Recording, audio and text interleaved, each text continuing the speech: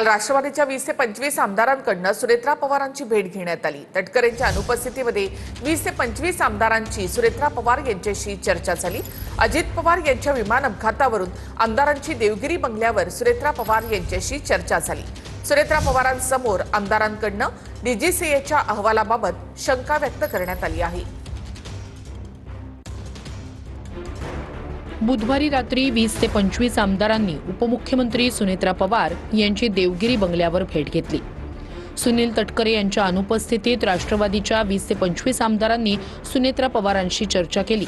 बैठकीत आमदारांनी डीजीसीएनं दादांच्या विमान दुर्घटनेच्या दिलेल्या अहवालाबाबत शंका उपस्थित केल्या।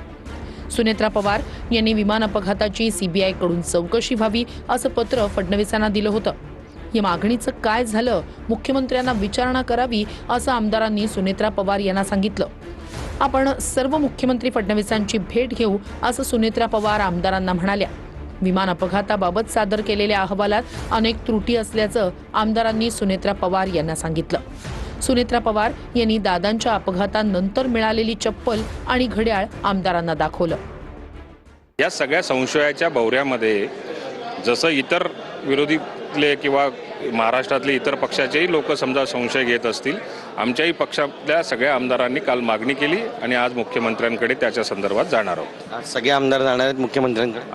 आमचा तोच प्रयत्न आहे की मुख्यमंत्र्यांची वेळ मिळाली की राष्ट्रवादी काँग्रेस पक्षाचे सगळे आमदार मुख्यमंत्र्यांपर्यंत जातील, आपल्या भावना व्यक्त करतील आणि दादांची जी काही चौकशी चाललेली आहे तिला गती आली पाहिजे आणि पारदर्शी झाली पाहिजे, या दृष्टिकोनातून आमचा सुद्धा तेवढा